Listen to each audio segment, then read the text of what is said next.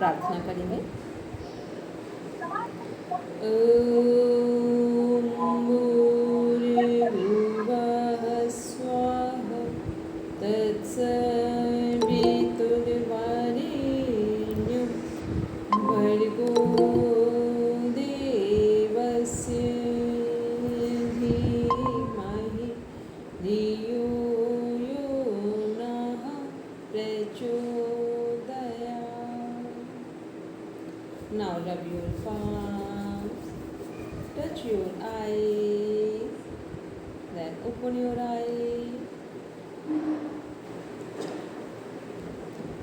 कल हम लोग ने पढ़ा था 16 संस्कार। एक बार 16 संस्कार का रिवीजन लेते हैं।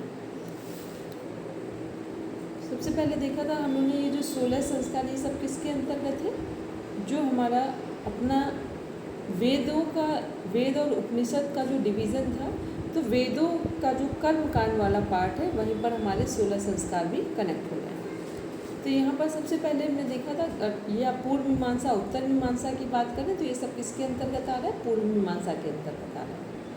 तो फर्स्ट क्या है? मनुष्य जीवन में गर्भाधान ऋतुकाल के पश्चात जब बच्चे को हम कंसीव करते हैं, पहला संस्कार मतलब वो कितना एनर्जेटिक है और कितना पवित्र है कि पूजा पाठ एक सही तरीके की अपने पूरे सब चीज़ों को अपना जो दिनचर्या है, अपनी जो सोच है, मन वचन कर्म सबको ठीक करके तब इसका हम अभ्यास करें या ये कहें कि तब हम इसकी तैयारी करें कि हम एक शिशु को कंसीव करने जा रहे हैं, एक शिशु का सृजन करने जा रहे हैं इस सृष्टि में। फिर नेक्स्ट इसमें देख रहे थे हम लोग पुंसवन संस्कार। पुंसवन मीन्स क्या होता है? स्यंदन मीन्स बालक के हिलने डुलने से पूर्व 3 मंथ्स में संस्कार ये किया जाता है। इसमें भी क्या करते हैं कि जो फीमेल है उसको सब लोग एक तरह से सम्मानित करते हैं और पूरी तरीके से ये बताने का, ये याद दिलाने का प्रयास करते हैं कि एक फीमेल की अपनी इम्पोर्टेंस क्या है जो एक सृष्टि में एक नया सृजन करने जा रही है। फिर 3rd नंबर पे है सीमंतोन्नयन संस्कार, 6ठे या 8वें महीने में। अब क्या है? अब बच्चा बाहर आने वाला है, एक नए संसार में प्रवेश करने वाला है, तो उससे पहले का ये संस्कार है जिसमें सभी लोग आकर एक सुंदर ढंग से पूरी तैयारी के साथ जो भी महिला एक शिशु को जन्म देने जा रही है उसको उसके साथ अच्छे अनुभव शेयर करते हैं और उसके साथ एक नया एक सृजन होने वाला है उसके प्रति हर एक नई ऊर्जा से उसको भरने का प्रयास करते हैं। उसको कमीज जो फीमेल सृजन करने जा रही है, बच्चे को जन्म देने जा रही है। फिर नेक्स्ट है जात कर्म संस्कार। जात कर्म मीन्स होता है, जात का मीन्स होता है जन्म से। तो जात कर्म संस्कार है पुत्र के उत्पन्न होने पर। यहाँ पुत्र लिखा है लेकिन यहाँ पुत्र और पुत्री सभी के लिए है कि पुत्र के उत्पन्न होने पर फिर संस्कार होता है। ये हम सभी लोग ऊपर वाले 3 संस्कारों से तो बहुत कम लोग परिचित हैं, लेकिन 4th नंबर से लगभग सभी परिचित है, सबके यहाँ ये सेलिब्रेट किया जाता है। नेक्स्ट है 5th नंबर पे नामकरण संस्कार। नामकरण संस्कार हमारा क्या है? जो 11वें दिन होता है, किसी के यहाँ कुछ और दिन बाद होता है, तो नामकरण संस्कार वो भी एक अपने आप में पूरा फंक्शन है। पूरी सुंदर ढंग से सेलिब्रेट किया जाता है कि बच्चा किस तिथि में आया है। कुछ लोग जो उसका डेट ऑफ बर्थ है, हॉरोस्कोप है, उसके अनुसार नाम का चयन करते हैं। कुछ अपना जो हस्बैंड वाइफ है उनके अकॉर्डिंग नाम का चयन करते हैं और कुछ नाम का कैसे चयन करते हैं?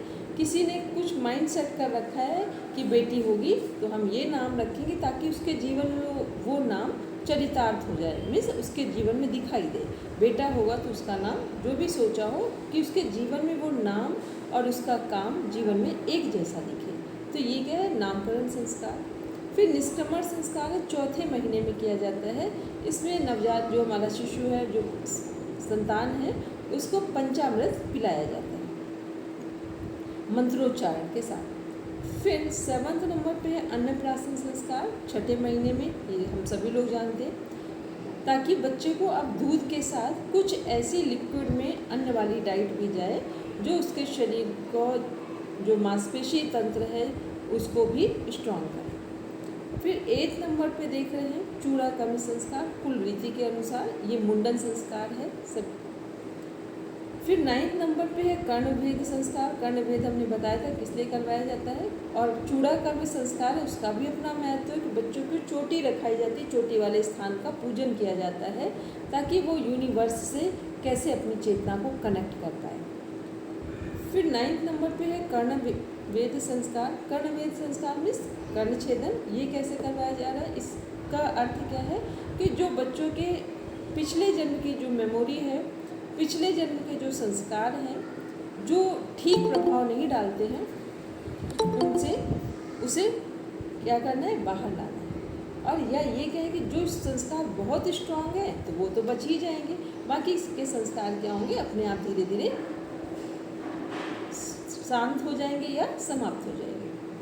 फिर नेक्स्ट है 10th नंबर पे विद्या आरंभ संस्कार। 5वें वर्ष में किया जाता है। तो विद्या आरंभ में हमने कल ही बोला था, जब वेदांत पढ़ने जाएंगे तब भी उनको बोला जाता है। और विद्या आरंभ में भी वेदांत में क्या है, वहाँ द्विज लगा दिया जाता है। द्विज का मतलब होता है नया जन्म। विद्या आरंभ में क्या कर रहे हैं, विद्या आरंभ का जो वेदों के अनुसार जो वाक्य है वो क्या, कहाँ से शुरू किया जाता है, अहम ब्रह्मास्मि, मतलब मैं ही ब्रह्म हूँ। इस भाव से विद्या देने का हम लोगों की परंपरा में प्रावधान है। हम लोगों का ये नहीं है कि ये सीखेंगे वो सीखेंगे, या ये बोले कि इस जाति के हैं तो ये वाला काम सीखेंगे, इस धर्म के, ऐसा कुछ नहीं। सीधा सीधा क्या है, अहम ब्रह्मास्मि। ना तो कोई जाति है, ना तो कोई धर्म है, कोई सिस्टम, कुछ भी नहीं। जब ये भाव से विद्या ग्रहण की जाएगी कि अहम ब्रह्मास्मि, तो फिर धीरे धीरे करके जो बच्चे हैं उनके अंदर का पोटेंशियल निखर के आ जाएगा। हो सकता है ब्राह्मण वाला बच्चा है, उसके अंदर क्षत्रिय वाले गुण। बाजीराव पेशवा को सब पूरी दुनिया जानती है, ब्राह्मण होकर क्षत्रिय वाले गुण थे। फिर महाराणा प्रताप क्षत्रिय वाले गुण हैं, उसके साथ ब्राह्मणत्व पूरा शामिल है उसमें। तो ये क्या है कि जब हम लोग गुरुकुल वाली जो शिक्षा पद्धति है, इसमें कोई भी कास्ट क्रीड सिस्टम ना कनेक्ट होने के कारण अहम ब्रह्मास्मि वसुधैव कुटुम्बकम, ये जो सिस्टम है या ये जो प्रावधान है, इसके कारण किसी भी व्यक्ति या बच्चे के अंदर का पोटेंशियल निखर के आ जाता है और आगे चलकर वो बच्चे उसी लाइन में, उसी दिशा में अपना कार्य क्षेत्र भी विकसित करते हैं। जो उनको एक सेंटेंस अक्सर बोलते हैं कि जब पैशन और प्रोफेशन सेम हो जाएं तो समझ लेना कि पूरे जीवन में कभी थकान नहीं होगी। जब पैशन और प्रोफेशन अलग अलग होते हैं तभी जीवन में कार्य क्षेत्र से थकान होती है। तो ये क्या है, विद्या आरंभ में क्या है, पोटेंशियल निखारने की सबसे अच्छी कला है, जिससे पैशन और प्रोफेशन होल लाइफ सेम रखा जा सकता है। फिर नेक्स्ट है यज्ञोपवीत संस्कार। यज्ञोपवीत संस्कार क्या है हमारा, जो बच्चों का कई लोग 5 वर्ष में करवाते हैं, कुछ 9 में, कुछ 11वें वर्ष में करवाते हैं, लेकिन जो पहले का टाइम था उसमें बस 9 वर्ष तक यज्ञोपवीत करवा दिया जाता था। यज्ञोपवीत संस्कार में क्या है, जो बच्चे हैं उनको एक संकल्प दिलाया जाता था। क्या संकल्प दिलाया जाता था कि जो जनेऊ यज्ञोपवीत पहन रहे हैं उसमें जो 3 कड़ियाँ हैं या जो 3 धागे हैं वो किसके प्रतीक हैं, ओमकार में जो 3 हमारी मात्राएं हैं, आ उ मा, मीन्स पास्ट प्रेजेंट फ्यूचर। फिर जो 3 गुण हैं, सतोगुण रजोगुण तमोगुण, आयुर्वेद के अनुसार वात पित्त कफ, मतलब जितनी भी 3 चीज़ें हम लोग अपने, जैसे हम लोग बोलते हैं ना, इलेक्ट्रॉन न्यूट्रॉन प्रोटॉन, कुछ भी जो 3 चीज़ें हैं जो प्रकृति के यूनिवर्स को बनाने में जो काम कर रही हैं, इन तीनों को पर संयम रखते हुए इनसे ऊपर की यात्रा करनी है, जो अहम ब्रह्मास्मि जिसके लिए हम बने। तो ये क्या है, यज्ञोपवीत में संकल्प दिलाया जाता है। जब ऐसे संकल्प, तो यज्ञोपवीत किसका प्रतीक है, स्वच्छता का, ब्रह्मचर्य का और शांति का प्रतीक है। तो ये इसलिए यज्ञोपवीत करवाया जाता है और बचपन में करवाया जाएगा। तो इससे क्या होगा कि बच्चों के अंदर बचपन से ही ये संस्कार पड़ जाएंगे। फिर नेक्स्ट देखना वेदा आरंभ। अब पहले की शिक्षा क्या होती है, वेदा आरंभ क्यों, क्योंकि वेद की शिक्षा ही संपूर्ण शिक्षा मानी जाती है। तो वेदा आरंभ में फिर यहाँ पर वही अहम ब्रह्मास्मि वाले, यहाँ वेदा आरंभ में हमारे 4 जो वाक्य हैं, किस लिए तैयारी करवाई जा रही है, पूरा जो वेदा आरंभ का कार्यकाल है। सबसे पहले प्रज्ञानम ब्रह्म, पूरी सृष्टि ही चेतना है, या सृष्टि ही ब्रह्म है, ब्रह्म ही चेतना है। यह सृष्टि चेतना है, यह सृष्टि ब्रह्म है, इसके लिए। फिर दूसरा क्या, तत्वमसि, हम कौन है या तुम कौन हो। फिर थर्ड है अयम आत्मा ब्रह्म, मेरी आत्मा ब्रह्म है या मैं ब्रह्म नहीं हूँ, मेरी आत्मा ही ब्रह्म है। फिर फोर्थ नंबर का सेंटेंस क्या है वेदों का, वो है अहम ब्रह्मास्मि। तो वेदा आरंभ में जहाँ शुरू हुआ है वहाँ अहम ब्रह्मास्मि से शुरू हो रहा है बताने के लिए, और अहम ब्रह्मास्मि में पूर्णाहुति हो रही है। और फिर इसके बाद जीवन कैसा होगा, वसुधैव कुटुंबकम। फिर एक केशांत, 16वें वर्ष में केशांत संस्कार हो रहा है। केशांत में क्या हो रहा है, समर्पण के भाव से अपनी सारी वासनाओं को बालों के माध्यम से समर्पित किया जा रहा है।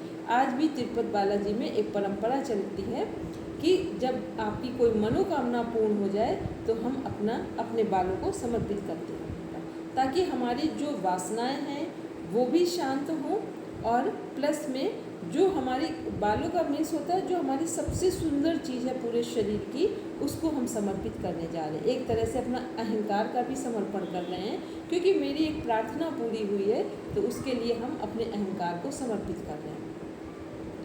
फिर है समावर्तन संस्कार। समावर्तन संस्कार में होता है जब हम घर वापस आ रहे हैं, यह है समावर्तन संस्कार। फिर विवाह संस्कार, विवाह जो है हमारी वैदिक परंपराओं के अनुसार विवाह संस्कार संपन्न हुआ। और फिर है अंत्येष्टि संस्कार।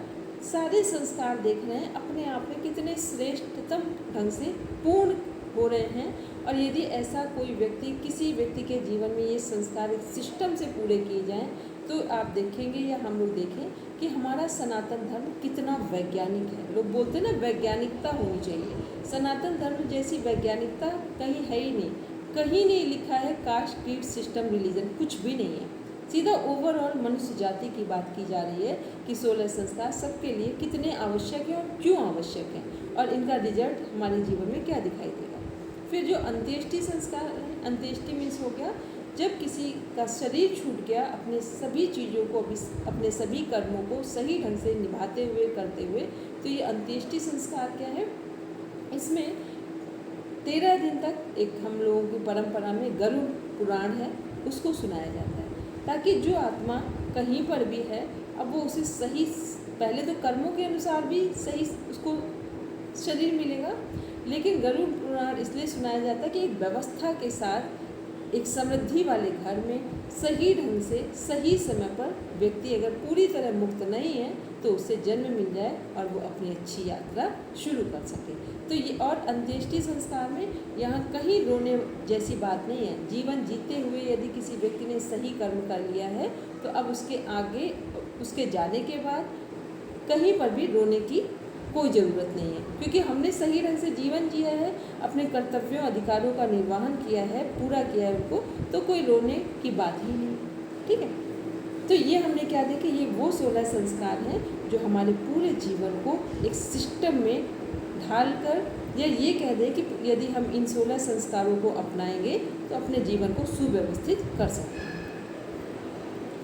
अब देखते हैं यहाँ पर कुछ चीज़ें लिखी हुई साइड में। 16 संस्कार जहाँ लिखे थे, ब्राह्मण 8वां वर्ष, क्षत्रिय 11वां वर्ष, वैश्य 12वां वर्ष, कुल रीति के अनुसार। ये किसके लिए है, ये जो हमारे हैं ये संस्कारों के लिए भी है और विद्या यज्ञोपवीत के लिए।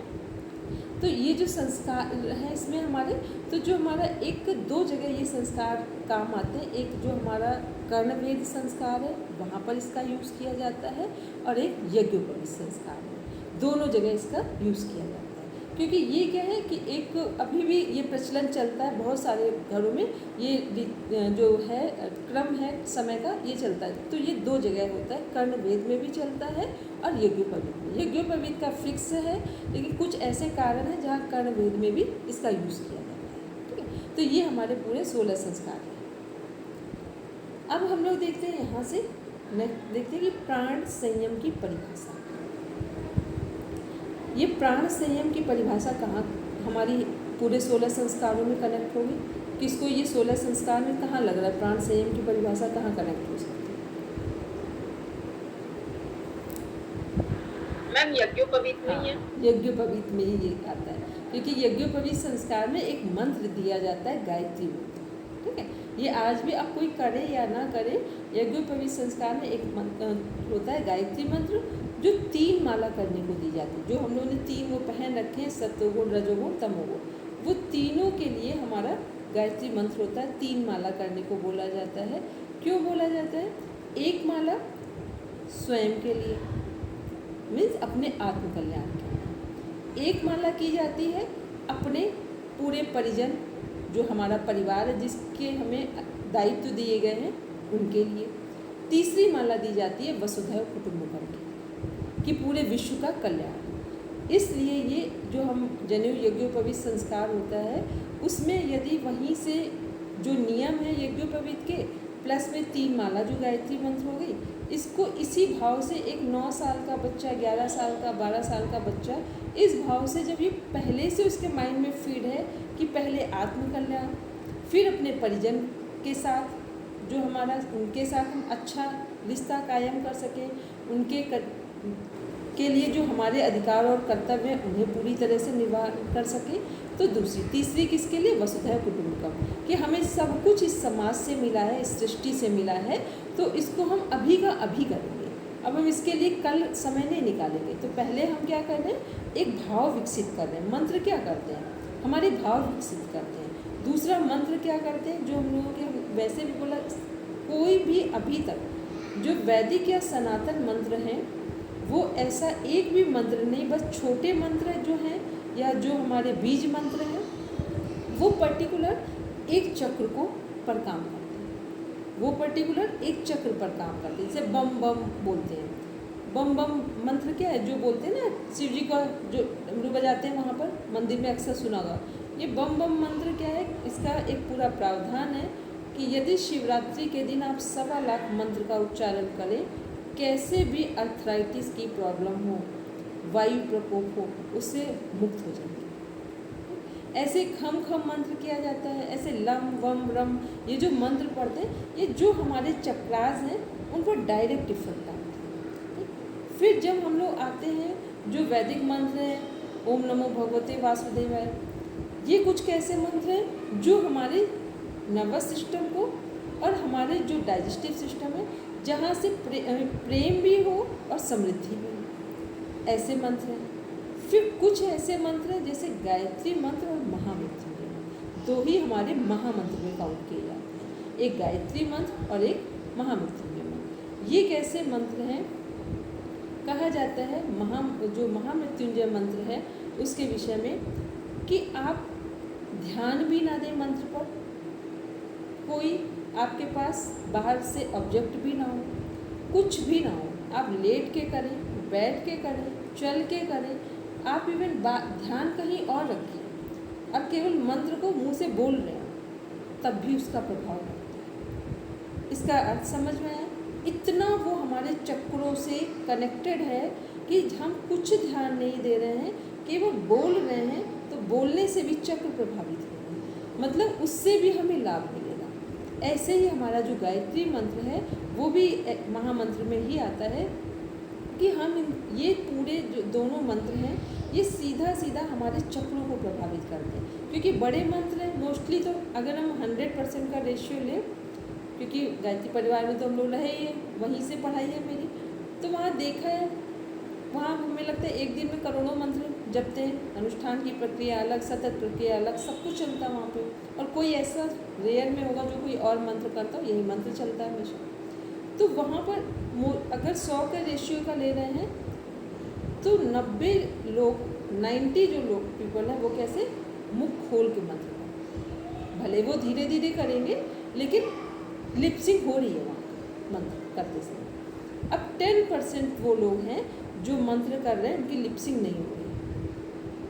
तो इसका अर्थ समझ रहे हैं कि लिपसिंग हो रही है, होंठ चल रहे हैं, मंत्र को सुना जा सकता है, समझा जा सकता है, तब भी मंत्र हमारा 50% काम कर रहा है। क्योंकि वहाँ पर ये है कि एक पूरा एरिया बना हुआ है, इस तरह का वातावरण है कि वो गायत्री माता और सब कुछ चीज़ें चल रही हैं, दिख रही हैं सारी चीज़ें, तो 50% बढ़ रहा है। अब जो लोग इनसे भी दूर हैं, तो वो कम से कम 10 to 20% तब भी पड़ता है, क्योंकि जो लिपसिंग हो रही है वो किससे, हमारे चक्रास से कनेक्टेड है। तो जो शब्द जहाँ आएगा, ओम बोला, भू, भुआ, तो सीधे सीधे मूलाधार से ऊपर बढ़ रहे हैं लोग। ऐसे महामृत्युंजय बोलते हैं, सीधे सीधे नीचे से ऊपर बढ़ते हैं लोग, जाते हैं, पूरा सहस्रार तक चली जाती चीज़। तो ये क्या है, ये हमारे, इसीलिए जब गायत्री मंत्र यज्ञोपवीत संस्कार में दिया जाता है तो वो हमारी पूरी चेतना को जगाने के लिए, मूलाधार से सहस्रार तक की यात्रा के लिए, अपने से वसुधैव कुटुंबकम के लिए, मतलब जहाँ स्वास्थ्य, समृद्धि, परमानंद सबकी बात है। तो ये क्या है, ये हमारे गायत्री मंत्र या यज्ञोपवीत संस्कार का महत्व है। अब इसमें देखते हैं, फिर लिखा गायत्री शीर्षा सार्धम जपेत विभुत पूर्वी काम प्रति प्रणव संयुक्ताम त्रियम प्राण से। पहली बात, गायत्री मंत्र के लिए क्या कहा जाता है, पूर्व की दिशा में बैठ के जप करना, क्योंकि गायत्री मंत्र के जो देवी हैं वो तो गायत्री माता हो गई, विश्वामित्र हो गए जो उसके ऋषि हैं। और जब हम लोग देवता की बात करते हैं तो कौन देवता है इसमें, सविता देवता है। तो जब हम लोग गायत्री मंत्र पूर्व की दिशा में करते हैं, उगते हुए सूरज के सामने, या ये कह दें कि जल्दी सुबह उठकर कि सूर्योदय जब तक हो तब तक हम पूरा मंत्र करके जल चढ़ा दें, तो क्या है कि उसकी जो महिमा है या उसका जो प्रभाव है गायत्री मंत्र का, वो बढ़ जाता है। फिर क्या है, शिरस मंत्र और व्याहृति पूर्वक गायत्री मंत्र का 3 बार उच्चारण करना। शिरस मंत्र क्या है, आपो ज्योति रसोमृतम ब्रह्मा भूर्भुवः स्वरो स्वाहा। ये क्या है, ये मंत्र है जिसको बोलते हुए हम मंत्र की स्टार्टिंग करेंगे। फिर दूसरी बात, जब यहाँ लिखा है प्राण संयम की परिभाषा, ये क्या है, जो मंत्र बोल रहे हैं आपो ज्योति रसोमृतम, ये श्वास भर कर मंत्र बोले जाते हैं, श्वास को भर कर फिर मंत्रों का उच्चारण किया जाता है। फिर नेक्स्ट है व्याहृति मंत्र, भू भुआ स्वहा महा जना तपा सत्य। अब नीचे से काउंट करिए, अपने मूलाधार से देखिए आराम से, पूरे यहीं तक जाएंगे। ठीक, श्वास भरते हैं और फिर बस एक एक करके बोलते जा रहे हैं, पूरा वो ऊपर तक जाते हैं। ठीक, तो ये क्या है कि हमने सभी अपने चक्रों को एक्टिवेट कर दिया। अब जब हम गायत्री मंत्र बोलेंगे तो सभी चक्रों पर उसका प्रभाव सिस्टमेटिक पड़ेगा। अब देखते हैं परिभाषाएं जो हमारे पहले है फर्स्ट, गुरु, जो गर्भाधान से यज्ञोपवीत पर्यंत सभी क्रियाओं को विधि पूर्वक कराकर वेद पढ़ाता है। ये किसके लिए, जो हमारे गुरुजन हैं या जिनके द्वारा ये सब परंपराओं को आगे बढ़ाया जा रहा है। फिर गुरु का अर्थ ये हुआ। फिर आचार्य कौन लोग हैं, जो उपनयन कराकर वेद पढ़ाते हैं, आचार्य जो पूजन पाठ करा रहे हैं उनके लिए आचार्य आ रहे हैं। फिर उपाध्याय कौन है, वेद के एक भाग को पढ़ाते हैं, उन्हें बोलते उपाध्याय। फिर नेक्स्ट है ऋत्विज। ऋत्विज किनको बोलते हैं, यज्ञ कर्म को कराने वाले, जो प्रॉपर यज्ञ कर्म को कराते हैं उन्हें बोलते हैं ऋत्विज। ये शायद हम लोग जब वेद वाला एक चार्ट देख रहे थे वहाँ पर ये शब्द आया था। फिर है ये चारों व्यक्ति ब्रह्मचारी के द्वारा पूजनीय होते हैं। इसका अर्थ हुआ, इस एक मिनट पूरी बात कंप्लीट करते हैं कि ये चारों व्यक्ति ब्रह्मचारी के द्वारा पूजनीय होते हैं और इनमें सबसे अधिक पूजनीय कौन है, माता। तो ब्रह्मचारी का मीन्स यहाँ कोई दूसरा नहीं है, ब्रह्मचारी का मीन्स है जिसकी सोच में ब्रह्मचर्य है। ठीक, यहाँ ब्रह्मचारी का मीन्स वशिष्ठ जी के 100 पुत्र थे, उनको पूर्ण ब्रह्मचारी कहा जाता है। ठीक, वशिष्ठ जी के 100 पुत्र थे, उन्हें क्या माना जाता है, पूर्ण ब्रह्मचारी माना जाता है। तो पूर्ण ब्रह्मचारी का मीन्स होता है जो एक निष्ठ हो, जो ब्रह्मा में विचरण करता हो। अब ब्रह्मा में विचरण ना करता हो, क्योंकि अभी इन सब चीज़ों में बहुत सारी चीज़ें, एक गुरु वाले स्थान को तो मान सकते हैं, बाकी सब में नहीं कह सकते हैं, लेकिन कम से कम ऐसी सोच रखते हैं। ठीक है, तो ये हमारे हो गए जो परिभाषाओं में गुरु का स्थान, आचार्य, उपाध्याय, ऋत्विज क्या हैं, और इन सब में सबसे अधिक कौन है, पूजनीय माता है, क्योंकि माता ही सृजन का द्वार है। और पूरे जीवन किसी व्यक्ति पर, किसी बच्चे पर किसका इम्पैक्ट होता है, 80 to 90% इम्पैक्ट किसका आता है, माता का आता है। जब राक्षसों के घर में श्रेष्ठ संतानें हुई हैं तो इनका जो वैज्ञानिक और आध्यात्मिक अध्ययन किया गया, तो क्या इस पर डिसाइड किया गया कि इस पे एक बस बूंद है जो पिता की तरफ से आ रही है, जो उसके सृजन में एक सहयोग कर रही है। अब उसके बाद की भूमिका अगर माता की श्रेष्ठ है तो आप समझ लेना कि अब इम्पैक्ट उसी का पड़ेगा। और इसका सबसे अच्छा उदाहरण सुना था संत महापुरुषों से, वेद उपनिषद में पढ़ा। जो महाराणा प्रताप सीरियल है उसमें देखेंगे जो राजा उदय सिंह है उनके 4 बेटे हैं, उसमें 3 को ही दिखा रहे हैं। उन 3 बेटों में से जिसकी, उनकी 4 रानियां थी, 3 उनके बेटे जो हाईलाइट हुए, एक का क्लियर नहीं होता है। तो जो 3 में से जिस बच्चे की माता जैसी थी उसकी संतान वैसी थी। इसका मतलब कितना क्लियर है कि महाराणा प्रताप की जो माँ जयवंता बाई जी है वो जितनी स्ट्रांग है, जैसी वो है वैसा उनका बेटा दिखा है। दूसरे नंबर की रानी देशद्रोही कह सकते हैं एक तरह से, तो ऐसा बेटा जो अकबर के साथ भी मिल गया जाके अपने राज को पाने के लिए। तीसरे नंबर की जो ठीक ठीक ना न्याय की प्रक्रिया में बहुत आगे, ना अन्याय की प्रक्रिया में एक कदम भी नहीं रखा, तो उनका बेटा वैसा हो गया, मतलब वो भी सही। लेकिन इसका अर्थ ये समझ में आया, जीवंत उदाहरण है हम लोगों के सामने कि एक ही घर में जो जिसकी जैसी माता है वैसे ही उनकी संतान आगे उन्नति कर रही है। तो इसलिए माता को क्या है, पूजनीय माना जाता है। अब देखते हैं हमारे 5 महायज्ञ हैं। कौन कौन से? बलि यज्ञ। बलि का सबको पता है, जब हम लोग भोजन बनाते हैं उसको उस समय जो कुछ हम निकालते हैं या जिसे अग्नि पर चढ़ाते हैं वो बलि यज्ञ है। स्वधा का मीन्स होता है हमारा जो पूर्वजों के निमित्त हम भोजन निकालते हैं, वो सब स्वधा में चला जाता है। होम का मीन्स हो गया जो हवन से संबंधित है। फिर स्वाध्याय भी एक यज्ञ है। इन सब में अगर सारे 5 यज्ञ में हम लोग स्वाध्याय का पता है, स्वयं का अध्ययन करना। फिर इसके बाद अतिथि सत्कार, अतिथि देवो भव, वो भी यज्ञ है। अब इन सब में बताएं, देखकर समझेंगे कि सबसे बड़ा यज्ञ कौन सा है। इन 5 में सबसे महत्वपूर्ण यज्ञ कौन सा? स्वाध्याय। स्वाध्याय, ठीक। सबसे महत्वपूर्ण यज्ञ है स्वाध्याय।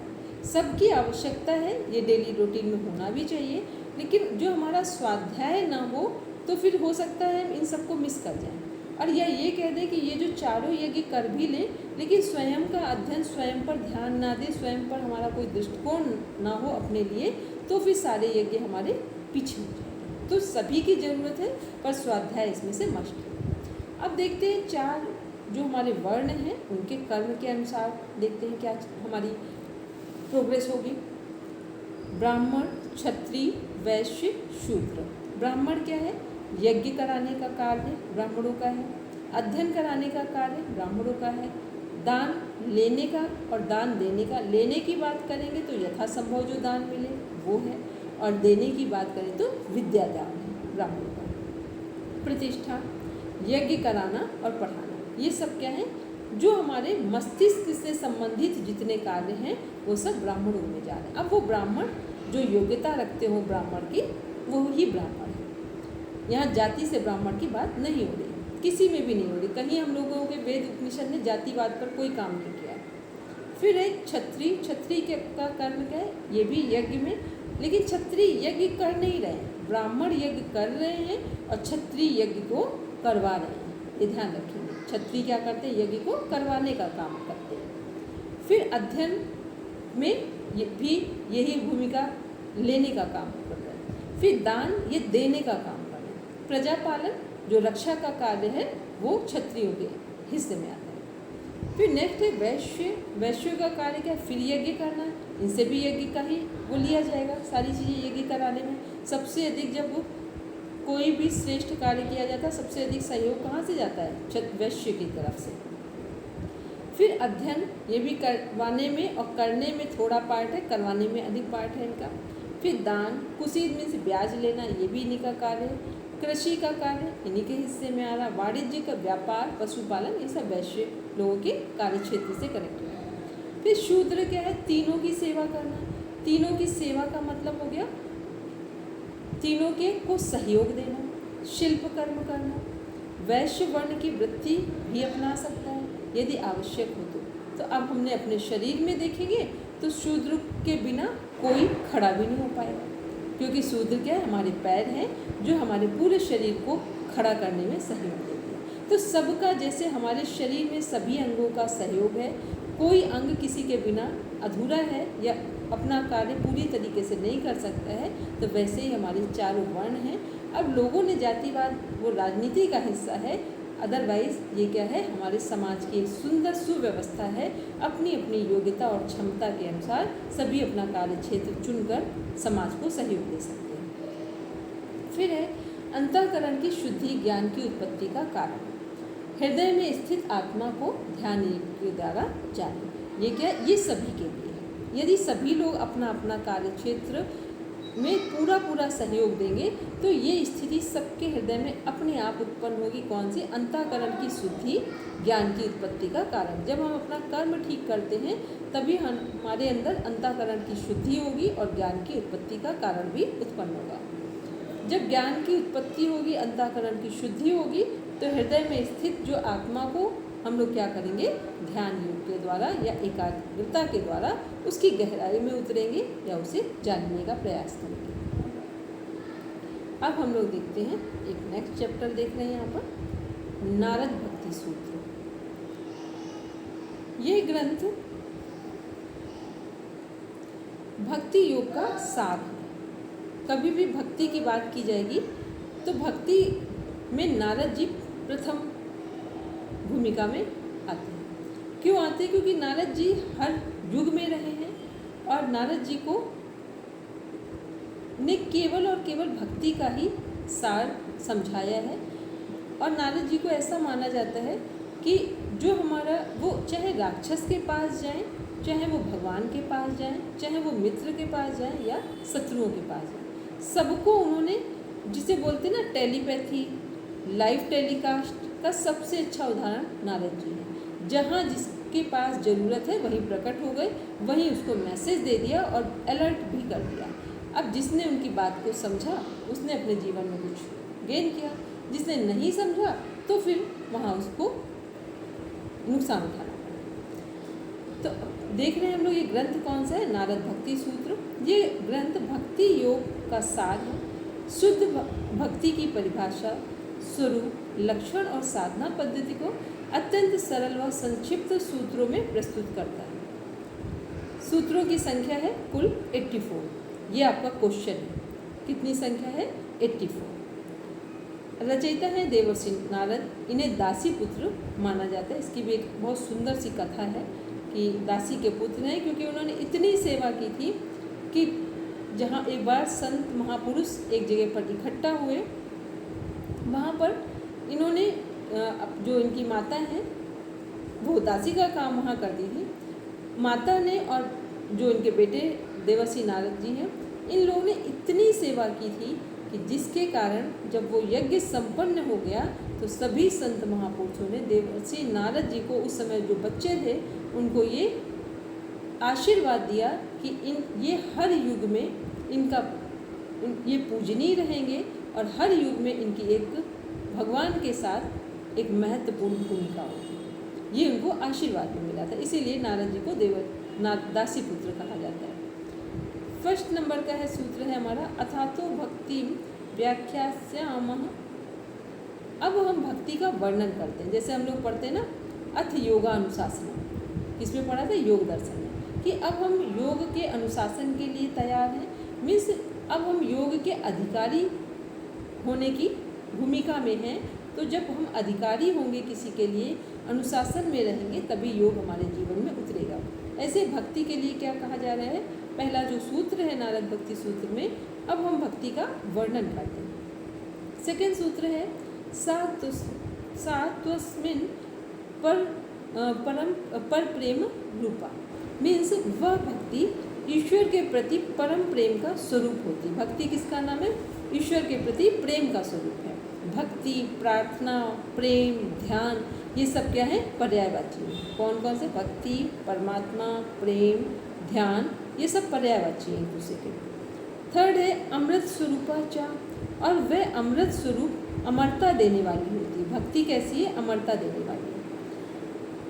पूरा वेद, उपनिषद या जितने भी हमारे पौराणिक ग्रंथ हैं सब कुछ हम लोग कर लें, चाहे वो कर्म योग हो, उपासना योग, ज्ञान योग, अष्टांग योग, भक्ति योग, कोई भी योग उठा लें, सहज योग, कुंडलिनी योग, मंत्र योग, सबका सार या सबकी पूर्णाहुति किस में होती है? भक्ति में। जब तक हमारे जीवन में भक्ति नहीं आएगी तब तक हम परमात्मा को अनुभव नहीं कर पाएंगे। सारे योग जब फलीभूत होने वाले होते हैं तब क्या होता है?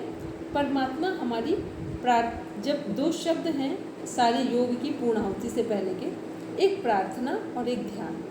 प्रार्थना में क्या होता है? परमात्मा हमारी आवाज़ सुनते हैं, हमारी बात सुनते हैं, और ध्यान में हम परमात्मा की बात को सुनते हैं। प्रार्थना में परमात्मा हमारी बात सुनते हैं, यूनिवर्स हमारी बात को सुनता है, और जब हम ध्यान करते हैं तो हम परमात्मा को सुन पाते हैं। इसीलिए ध्यान क्या है? समर्पण में ही ध्यान घटित होता है, जहाँ अब हम दूसरे नहीं हैं, अहम ब्रह्मास्मि की बात आ रही है, वसुधैव कुटुंबकम की बात आ रही है। बस वही ध्यान में जो कुछ घटता है वही भक्ति है या वही प्रार्थना का अंतिम स्वरूप है। नेक्स्ट देख रहे हैं, यल दवा पुमान सिद्धो भवति अमृतो भवति तृप्तो भवति।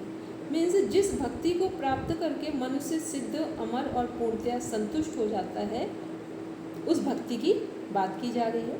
5th नंबर है, यत् प्राप्य ना किंचित वांछति ना सोचति ना द्वेष्टि ना रमते नोत्साही भवति। ईश्वर की प्राप्ति के बाद ना कुछ और इच्छा रह जाती है, ना शोक होता है, ना द्वेष रहता है, ना सांसारिक विषयों में आसक्ति या अटैचमेंट होता है, और ना ही किसी कर्म में विशेष उत्साह रहता है। जहाँ लिखा है किसी कर्म में विशेष उत्साह रहता है, इसका मीन्स हुआ कि हम कर्म तो करेंगे लेकिन अब हम इसलिए कर्म नहीं करेंगे कि ये चीज़ हमारी हो। क्योंकि जब भक्ति से व्यक्ति पूरा सराबोर हो गया या परमात्मा की अनुभूति हर क्षण कर रहा है, तो जब आपके पास सबसे मजबूत चीज़ या सबसे शक्तिशाली चीज़ आपको मिल जाएगी तो संसार की सारी चीज़ें आपको हल्की लगेंगी या उनका जो प्रभाव है वो कम दिखेगा। मान लो संसार में सबसे बड़ी कीमत 1 लाख रुपए है, इससे बड़ा कुछ नहीं है। तो जब किसी के पास 1 लाख रुपए किसी को मिल ही गए हैं तो वो 5,000, 10,000, 500 रुपये में इतना ध्यान क्यों देगा? तो ऐसे ही परमात्मा की भक्ति संसार की सबसे श्रेष्ठतम चीज़ों में से एक है, बस या ये कह सबसे श्रेष्ठतम है। तो इसको प्राप्त करने के बाद संसार की हर चीज़ हमारे लिए कम हो जाएगी या सबका प्रभाव कम हो जाएगा। ये अर्थ है किसी कर्म में विशेष उत्साह नहीं रहता इसके लिए। 6th नंबर है, यज्ञ ज्ञात्वा मत्तो भवति स्तब्धो भवति आत्मारामो भवति। उस ईश्वर को जानकर भक्त आनंद में मग्न हो जाता है, स्थिर हो जाता है और अपने ही आत्मस्वरूप में रमने लगता है। फिर जो प्रथम अध्याय है उसी में 1 का 24 में कुछ जो स्पेसिफिक सूत्र हैं बस उनको ही यहाँ पर रखा गया है। इसमें है हमारा परम भक्ति स्वरूप 124 नंबर का सूत्र, 1st चैप्टर में 24 नंबर का। इस अध्याय में परम भक्ति की परिभाषा, उसका स्वरूप, लक्षण और उसका अनुभव कैसा होता है, इन बातों का वर्णन किया गया। इस नंबर को जो नारद भक्ति सूत्र है उसमें ध्यान में रखेंगे।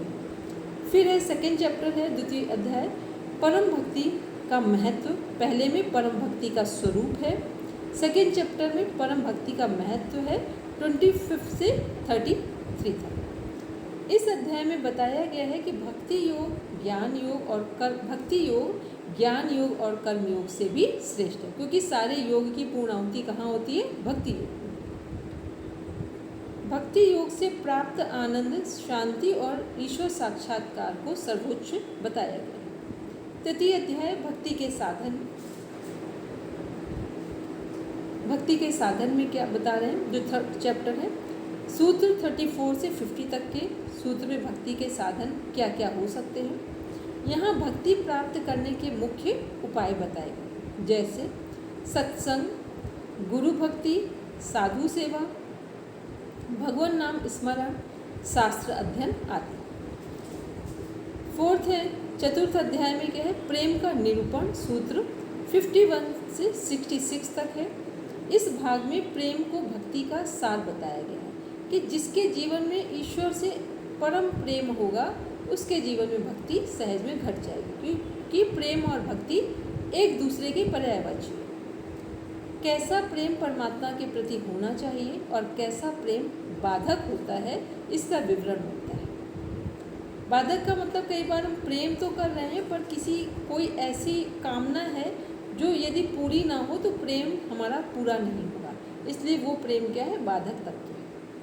फिर है पंचम अध्याय 5th चैप्टर जो है हमारा, मुख्य भक्तों की महिमा यहाँ पर बताई गई है 67 से 84।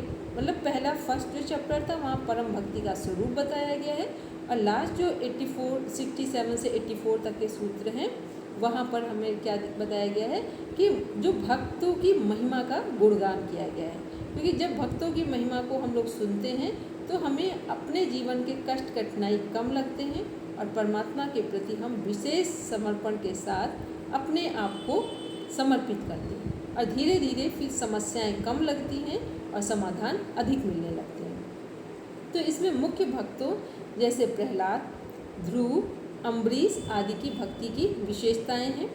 उनका ईश्वर से संबंध, उनकी भक्ति की महानता का वर्णन किया गया। यहाँ जो अम्बरीश हैं ये जो हमारे भगवान राम हैं उनकी पीढ़ी या उनके वंशज हैं। प्रहलाद सभी को पता है हिरण्यकश्यप और कयादु के बेटे हैं। ध्रुव ये अलग, तो ये क्या है, इनको ध्रुव तारा की जो संज्ञा दी गई है, अटल रहने का पूरा इनको वरदान मिला हुआ है। तो ये हमने देखा नारद भक्ति सूत्र, जिसमें मुख्य सूत्रों में चैप्टर में क्या हेडिंग्स हैं, भक्ति से संबंधित किसका स्वरूप या किसके महत्व, किसके साधन की बात की गई है। इस चैप्टर्स के अकॉर्डिंग सब लोग अपने की नोट्स में नोट डाउन करें। अब देखते हैं इसके बाद हम लोग महर्षि पतंजलि, जो यहाँ पर कुछ कैरेक्टर हैं उनको देखते हैं। महर्षि पतंजलि के बारे में लगभग सभी परिचित हैं, पर कुछ चीज़ों का क्योंकि सिस्टमेटिक पढ़ रहे हैं तो उनको एक बार हम फिर देखेंगे। ये माना जाता है कि महर्षि पतंजलि अपने पिता की अंजलि में अर्घदान करते समय दिव्य लोक से आकर गिरे थे। इनके संदर्भ में बहुत सारी चीज़ें हैं, कहीं पिता को बोला जाता है, कहीं माता को बोला जाता है, ठीक है। और इसके पीछे पूरा जो सिनेरियो है वो बड़ा अद्भुत सिनेरियो है, कैसे शिव जी और भगवान विष्णु के बीच एक संवाद चल रहा था। उसमें कुछ चीज़ उन लोगों का संवाद के साथ फिर इस तरह की भगवान शिव का डमरू बजा, भगवान विष्णु नृत्य कर रहे थे, और जो शेष नाग हैं जो पृथ्वी को साधे हुए हैं वो अपनी जगह से कैसे हिलने डुलने लगे। इसीलिए वो शेष नाग जी जो थे अपना समर्पण कर रहे थे भगवान शिव को, और उस समर्पण में अब उस तो शेष नाग हैं, तो इसीलिए वो कहानी आगे चलकर कैसे कनेक्ट की जा रही है कि वो जो उन्होंने अपना समर्पण किया, तो समर्पण करने में उनको जो अर्घदान दिया जा रहा था सूर्य भगवान जी को, उस समय कई जगह पिता लिखा हुआ है, कुछ जगह माता लिखा हुआ है। तो उस समय जो अर्घदान दे रहे थे सूर्य भगवान को, उन्हीं की अंजलि में आकर गिर गए, इसलिए इनका नाम महर्षि पतंजलि माना जाता है या इनको नाम दिया गया है। दूसरा, महर्षि पतंजलि का सशरीर अचानक से जन्म माना जा रहा है, ये कोई पूरी विधा के साथ जन्म नहीं है जैसा कि सृष्टि के सृजन में होता है।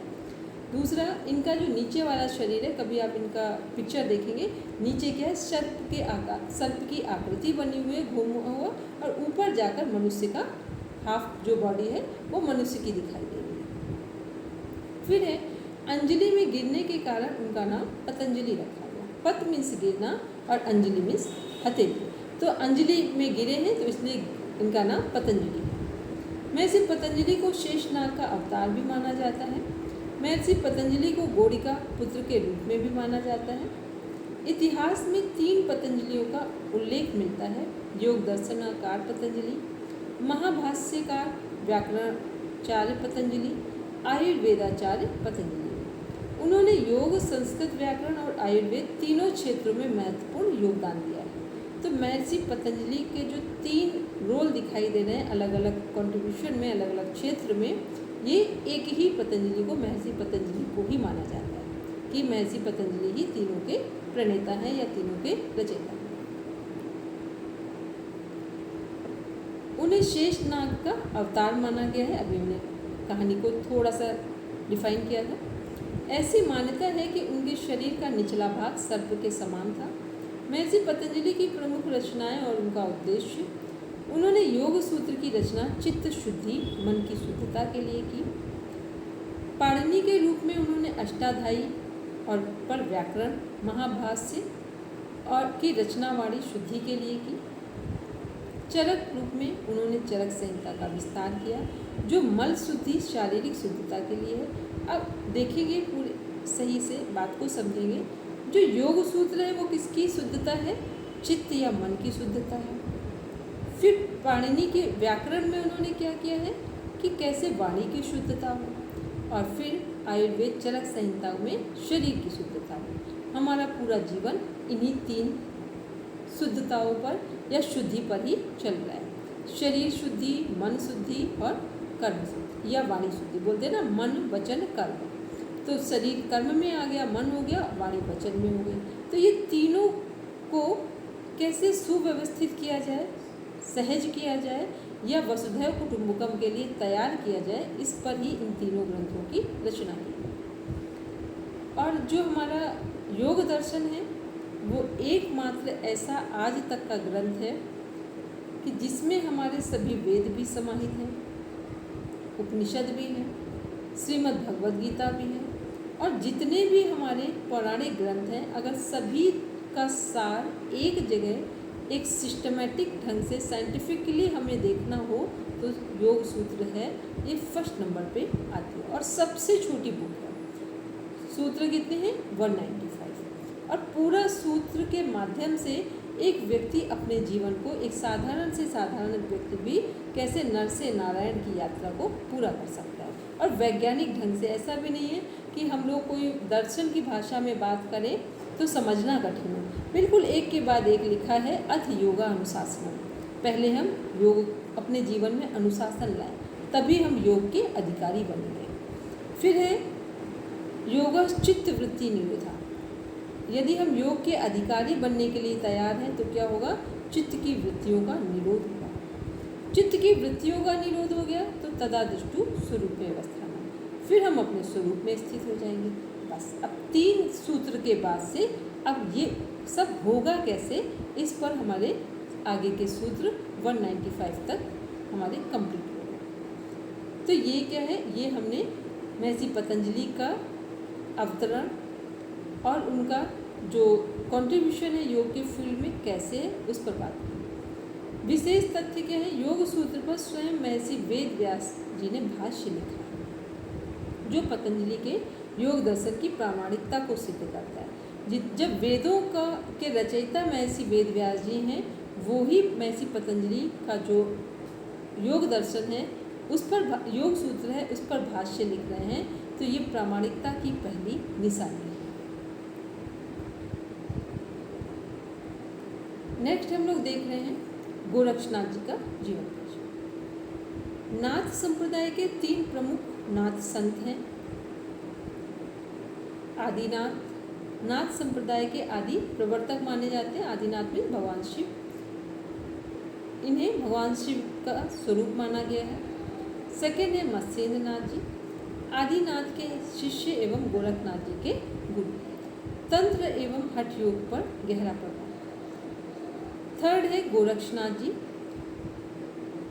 मत्स्येंद्र नाथ जी के शिष्य हैं। मीन्स आदिनाथ जी के शिष्य मत्स्येंद्र नाथ जी और मत्स्येंद्र नाथ जी के शिष्य गोरखनाथ जी। नाथों की परंपरा 9 नाथों की है, लेकिन यहाँ पर 9 नाथ हैं और 84 सिद्ध हैं। क्वेश्चन में पूछा जाता है 9 नाथ हैं और 84 सिद्धों की परंपरा है हठ योग में। लेकिन 9 नाथ में जो हमारे मुख्य जो परंपरा है उसमें 3 ही लोग आते हैं, और इनका जो स्थली है मुख्य, वो आज भी जो गोरखपुर है, नेपाल के बॉर्डर से पूरा टच में है, वो आज भी है। और ऐसा माना जाता है, अभी हम गए नहीं हैं, लेकिन जो लोग ऊर्जा को पूरी तरीके से जज करना जानते हैं, कहीं की ऑरा को पूरी तरीके से फील कर लेते हैं, उन लोगों का अनुभव है, पूरा साइंटिफिकली प्रूव हो चुका है कि भारत में 2 से 3 ऐसे स्थान हैं जो 100% एनर्जी लिए हुए हैं। उसमें से एक हमारा गोरखनाथ जी का जो गोरखपुर में स्थान बना हुआ है उसको माना जाता है। जो आदि बोले जो योगी आदित्यनाथ जी हैं उत्तर प्रदेश के, हम लोग जहाँ पर हैं, यहाँ के जो मुख्यमंत्री हैं, ये इसी मठ से आते हैं। अभी भी वो वहाँ पर मठ में वो जैसा जो उनका नियम था वो पूरे हठयोगी परंपरा से ही आते हैं और हठयोगी उनके जीवन में दिखता भी है। तो ये क्या है, ये हमने नाथों की परंपरा देखी जिसमें गोरक्षनाथ जी के बारे में हम लोग पढ़ेंगे। इसमें ना तो मत्स्येंद्रनाथ जी मछली के अवतार, मछली से उनका अवतार माना जाता है मत्स्येंद्रनाथ जी का, और जो गोरक्षनाथ जी हैं इनको बोला जाता है ये जो गोबर है वहाँ से उनका जन्म हुआ है। कोई भी शरीर से इनका डायरेक्ट, जैसे हम सभी का एक सृजन होता है वैसा इनका जन्म नहीं माना जाता है। फिर देखते हैं हम लोग हठ योग के जो और महान आचार्य हैं। 10वीं 11वीं शताब्दी के मध्य इनका काल माना जाता है। इन्हें नाथ संप्रदाय का व्यावहारिक रूप देने वाला महापुरुष भी माना जाता है। इनका जन्म मत्स्येंद्रनाथ द्वारा दी गई भभूत भस्म से हुआ बताया जाता है। गोरखनाथ जी के संदर्भ में एक कहावत है, हसीबो खेलिबो धरिबो ध्यान। कुछ लोग इसे कबीरदास जी से भी जोड़ते हैं, लेकिन कई पर जो हम लोगों ने देखा है वो गोरखनाथ जी से ही माना जाता है। इसे हसीबो खेलिबो धरिबो ध्यान का मीन्स होता है कि जो व्यक्ति ध्यान करता है वो पूरा हंसेगा भी और पूरी तरीके से खेलने का मीन्स है जीवन में जो रोल उसे मिलेगा उसे प्रॉपर प्ले करेंगे। अब दूसरे सेंस में इसे देखें, हसीबो खेलिबो धरिबो ध्यान का मीन्स हुआ कि यदि हम जीवन में सब कुछ हंसकर प्रेम से, अब खेलिबो का मीन्स अपने कार्यों को कर रहे हैं, तो फिर हमारे जीवन में ध्यान सहज घटित हो जाएगा। क्योंकि कई बार हम लोगों ने ऐसा सुना ना कि जब हम ईश्वर के प्रति बहुत दुखी हों, बहुत पूजा पाठ करें, बहुत कुछ करें, तब हमें ईश्वर की या सृष्टि की वास्तविकता के अनुभव को हम महसूस कर पाएंगे। लेकिन जो गोरखनाथ जी हैं इनका सीधा सा कहना है कि कुछ करने की ज़रूरत नहीं है, बस जीवन में सरल होकर, सहज होकर, प्रसन्न भाव से अपने कार्यों को 100% एनर्जी के साथ करेंगे तो यही हमारे जीवन में ध्यान बनकर पूरी सृष्टि के ज्ञान को अनुभूत का विषय बना देगा। गोरखनाथ जी के प्रमुख 2 शिष्य हैं, गहिनीनाथ और चरपटीनाथ। ये हमारी 9 नाथों की परंपरा में ही कनेक्टेड है। फिर गोरखनाथ जी की प्रमुख रचनाएं हैं जिसे अभी हम सब लोग पढ़ेंगे, MA MSc वाले भी पढ़ेंगे और जो हमारे NET JRF वाले वो भी पढ़ेंगे। सिद्ध सिद्धांत पद्धति, इसमें कैसे हठ योगी तैयार होते हैं उसके बारे में बताया गया। योग भी यहाँ पर माता पार्वती भगवान शिव से प्रश्न पूछ रही हैं कि कैसे मनुष्य महान बने या नर से नारायण की यात्रा करें। तो जो योग बीज है इसका जो सार निकलता है, कंक्लूजन निकलता है, वो ये है। सिद्ध सिद्धांत पद्धति में हमारे 6 कंटेंट हैं मुख्य, फिर उसको अंदर डिफाइन किया गया है। योग बीज में 12 क्वेश्चन है, 13 एक कंक्लूजन है वहाँ पर। तो 12 क्वेश्चन में से जो पूरा एक सार निकल के आता है वो ये है कि जीवन में जिसके योग भी हो और ज्ञान भी हो वही व्यक्ति आत्म अनुभव कर पाएगा। केवल योग भी आत्म अनुभव नहीं करा सकता है और केवल ज्ञान भी आत्म अनुभव नहीं करा सकता है। यह है कंक्लूजन योग बीज का। गोरख संहिता में हमारे 100 श्लोक हैं जो कि जिसमें हमारा अष्टांग योग भी कनेक्टेड है। यम नियम आसन प्राणायाम प्रत्याहार धारणा ध्यान समाधि, ये इसमें सभी हैं यहाँ पर आते हैं। इसमें से जब क्वेश्चन आता है हठ योग में तो जो 2 हमारे यम और नियम है उनको गौड़ रखा गया है और मुख्य इसमें कहा जाता है षडंग योग। षडंग योग का मीन्स आसन प्राणायाम प्रत्याहार धारणा ध्यान समाधि। यदि अष्टांग योग हो और हठ योगिक ग्रंथ है तो भी आप गोरख संहिता को टिक करेंगे, और षडंग योग पूछा जाए और हठ योगिक ग्रंथ हो तब भी गोरख संहिता को ही टिक करेंगे। फिर गोरक्ष पद्धति। गोरक्ष पद्धति में क्या बताया गया कि कैसे जो ये नाथों की परंपरा है इसके बारे में डिस्कशन किया गया। फिर एक गोरख शतक, यहाँ पे भी गोरख शतक जो है हमारा कि कैसे जो हमारी ये नाथों की परंपरा है इसको सिस्टमेटिक यहाँ पर गोरख शतक में डिफाइन किया गया। तो ये हम देख रहे हैं गोरक्षनाथ जी के विषय में। आज हम लोगों का ये कंप्लीट होता है।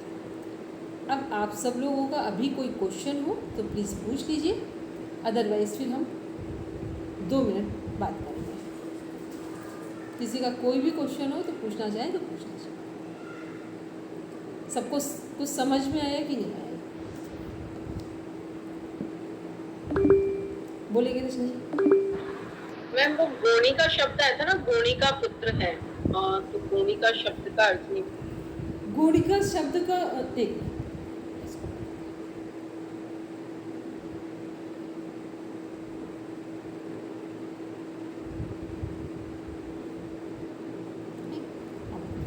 जो गोणिका शब्द है रचना जी, हमको उसका प्रॉपर मीनिंग नहीं पता है।